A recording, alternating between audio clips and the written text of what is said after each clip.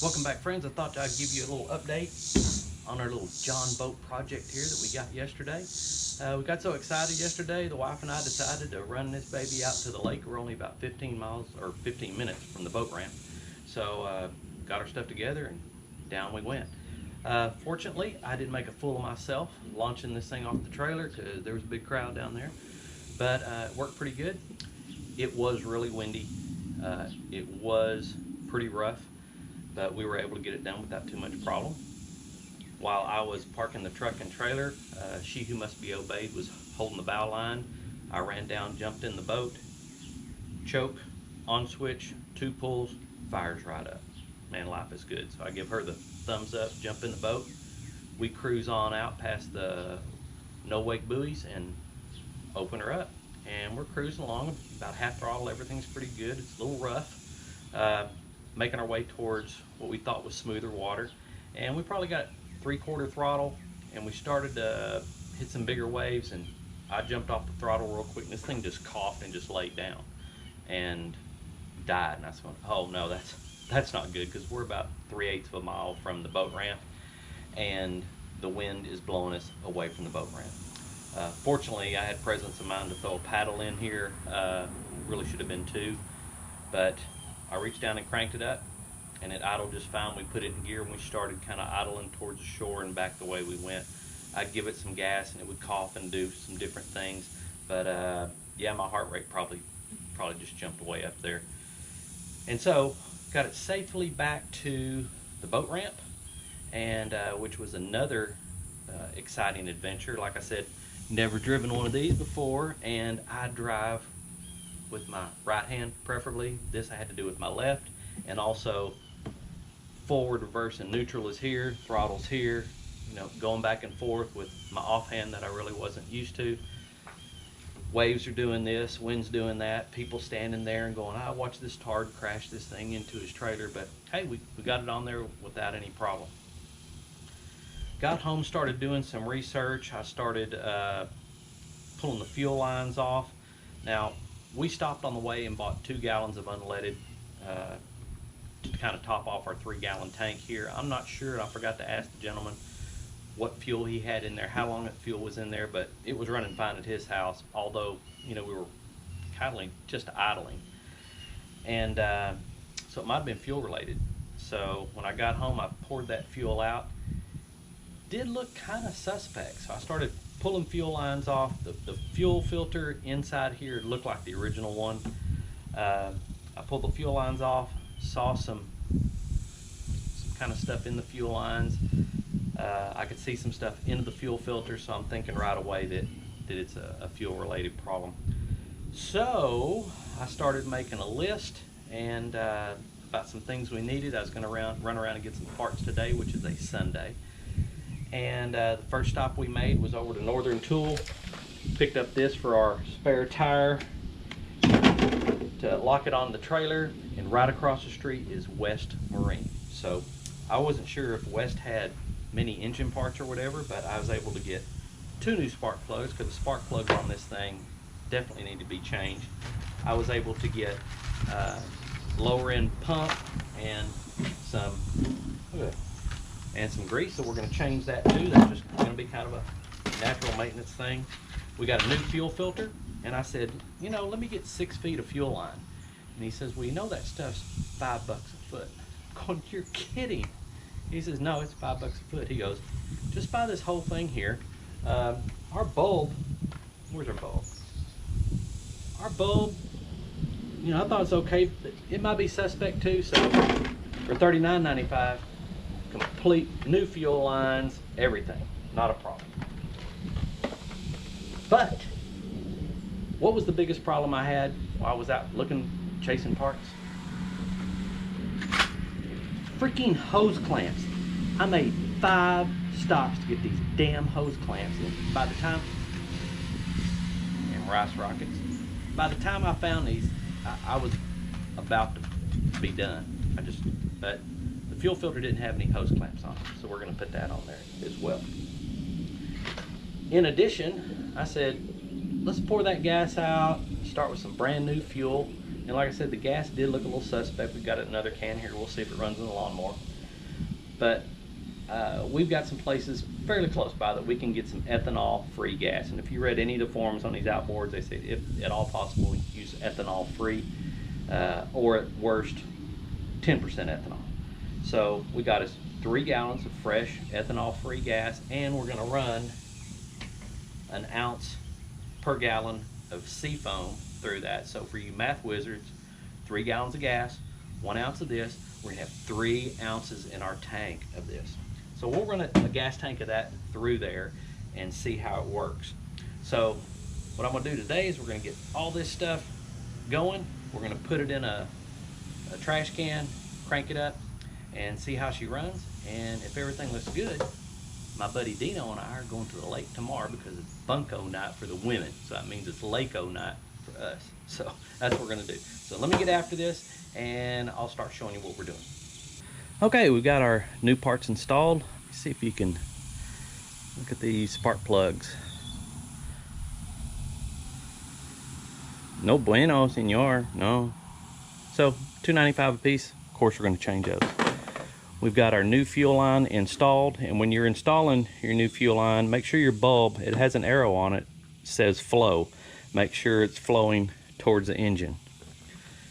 We've got our new fuel filter installed, and it's not too hard to get to it, but if you pull off the spark plug wires, feed your line back through, put one end on with and you can see we have hose, well, you probably can't see, but now we have hose clamps.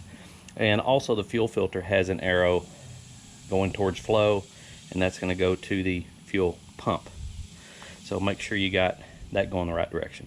Got our new spark plugs in. Make sure we're tight here, and we are. And then over here we've took the fuel, the float bowl drain plug out, and we're going to pump some fuel in there.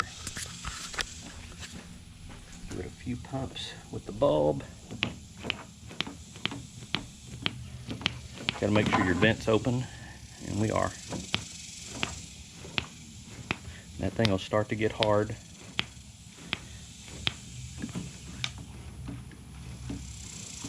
Everything was dry. It's going to take a little bit. Okay, maybe it's not. There we go. And we should start to see it coming out just a little bit. There we are. Because I want to get some of that old gas out of there. Yeah, it's getting hard now. There we go, got a good flow. So the next question is, will she run? Let's find out. Okay, I think we got everything the way we want it. Everything's connected. Prime the fuel line.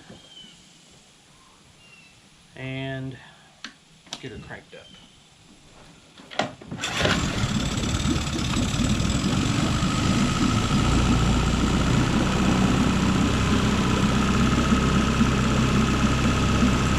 No fuel leaks, so that's good. Peeing out the side.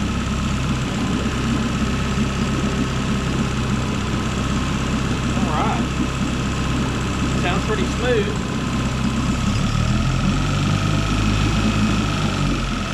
Let it warm up just a tad. These motors are awesome. Little small 4-cylinder, 4-stroke, 2-cylinder 4-stroke.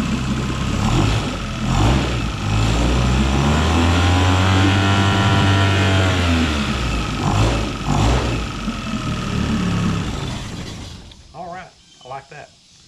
I woke up yesterday too thinking about something else. The choke. This thing was under power and it was coughing on the big end. It acted kind of like the choke was still on, but I checked and it wasn't. But I pulled the air cleaner off the end, basically just to cover, and took a flashlight and I looked down the intake there. And the butterflies, you know, are supposed to be, when the choke is off, choke butterfly is supposed to be like this. Well, this one was kind of like that. So when the choke's off, you know, we're not getting full airflow through there. So there's a little adjustment over here on the side of the carburetor where you can adjust the rod end on there.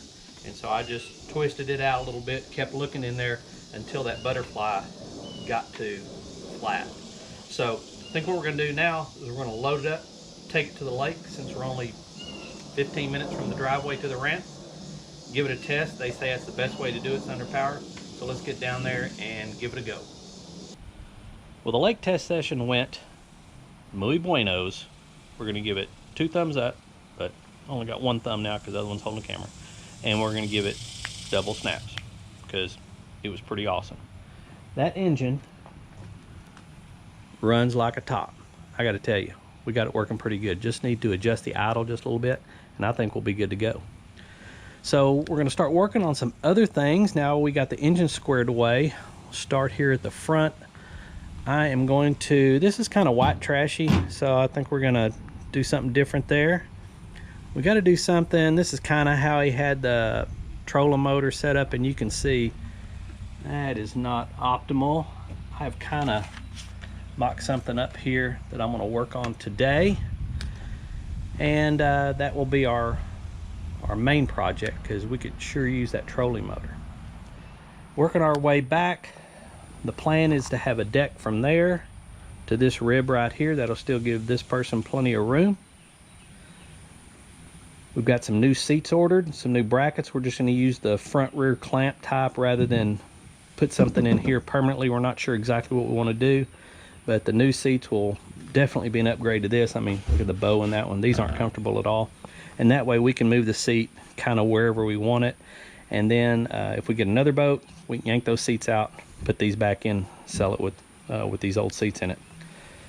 My compartment here, my bench is empty from all indications. I don't know what they did back in the 70s, but you know, everything now is foam filled, but from all indications, I've kind of looked in here and felt up underneath. I don't think there's any foam in here.